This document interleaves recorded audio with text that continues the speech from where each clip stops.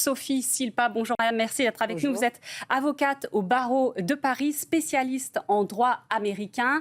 Ça peut jouer à quelques dizaines, quelques centaines de voix. Faut convaincre les indécis. J'ai plus de réserves de ce que je dis, de toute manière, toujours. Tant qu'on n'a pas franchi la ligne d'arrivée, on n'a pas encore gagné.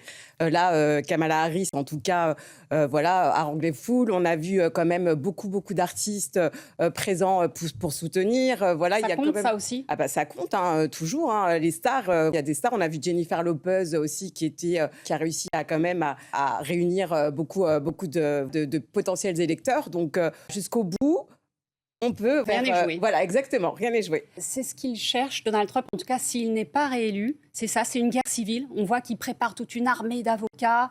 Effectivement, ça divise l'Amérique.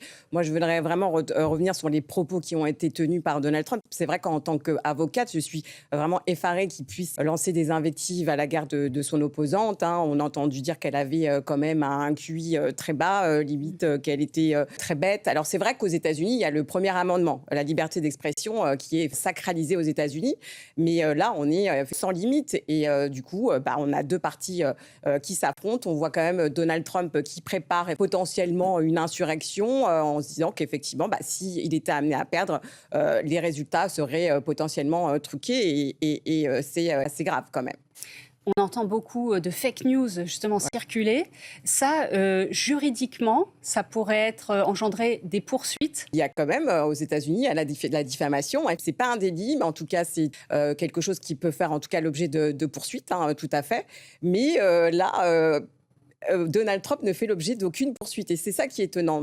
J'étais intervenue aussi dans l'affaire, vous savez, Stormy Daniels. Mm-hmm. Il avait tenu des propos, mais abracadabrantesques contre le juge, en disant que c'était un juge corrompu, etc. Et là, rien ne se passe. Alors, c'est ça, on pourrait aussi se poser la question, si le cadre juridique n'est pas mis en place, c'est ce qui fait que Donald Trump se sent insubmersible et qui continue, en fait, puisqu'on voit qu'aucune poursuite n'est enclenchée à son égard. Est-ce que face à ce climat d'extrême tension, est-ce que les institutions américaines, elles pourraient résister ? Pour l'instant, on attend. De toute manière, il n'y a aucune poursuite qui peut être enclenchée tant que rien ne s'est passé. Je pense que quand même, là, Donald Trump, il doit être quand même assez échaudé puisqu'il sait qu'il peut encourir quand même.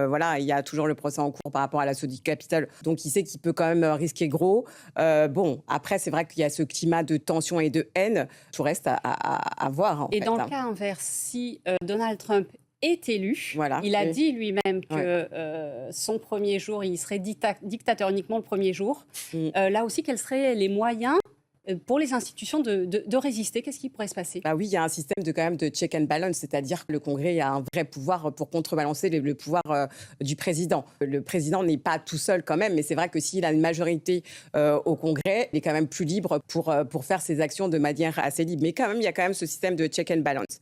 Après, il est vrai qu'on sait au niveau de la politique internationale que Donald Trump est quand même très, très soutenu, notamment par la Russie. Donc voilà, tout reste à voir. Et c'est vrai qu'on a assez peur. Michelle Obama, puis d'autres, effectivement, démocrates ont bien relevé le caractère un petit peu instable de Donald Trump. C'est pour ça qu'on est vraiment dans une élection historique. On est quand même en apnée en se disant, mais voilà, tout peut se passer. Si on a un président qui arrive à haranguer comme ça des foules, qui arrive à cristalliser des foules et de manière aussi virulente, et qu'il a quand même la moitié des États-Unis derrière lui, on reste quand même assez réservé. Et ça peut partir en bataille juridique aussi. Après, ça aussi, ça peut rallonger. Oui, effectivement, s'il y a une problématique, ce sera la Cour suprême qui interviendra.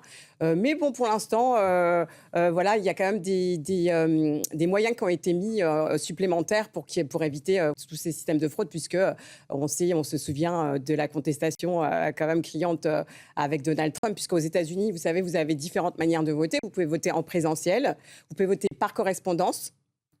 Également, et par mail et par la poste. Donald Trump avait un petit peu remis en cause ce système parce que si vous avez des Américains qui envoient leur bulletin de vote et que ça peut finalement être ouvert par n'importe quel agent postal, donc c'est vrai que ça pouvait aussi questionner. Mais des mesures supplémentaires ont été mises en place pour éviter tout système de fraude et pour éviter justement l'épisode de l'assaut du Capitole. Sophie Silpa, vous qui êtes spécialiste en droit américain, cette menace sur le droit des femmes, notamment je pense en matière d'avortement, ça peut pousser, selon vous, effectivement, les femmes à davantage se mobiliser?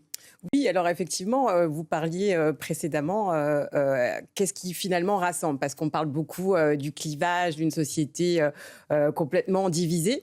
Mais là, on a quand même une campagne qui est assez historique dans la progression, puisque c'est quand même la première fois qu'on a une femme d'origine afro-américaine et également indienne. Nonobstant démocrate ou républicain, on a un ensemble de femmes qui sont quand même derrière Kamala Harris pour ce qu'elle représente, pour le symbole. Donc on aura des femmes de toutes les communautés, que ce soit des caucasiennes, des femmes afro-américaines, la communauté aussi LGBT. Voilà, des femmes et qui se rejoignent aussi, parce que sur la thématique quand même de l'avortement, où là, les femmes se sentent de toute manière, peu importe leur candidat, quand même très, très concernées. Donc oui, je peux dire que finalement, on a quelque chose d'assez positif. Les femmes qui se sentent en tout cas représentées dans cette élection, peu importe leurs origines.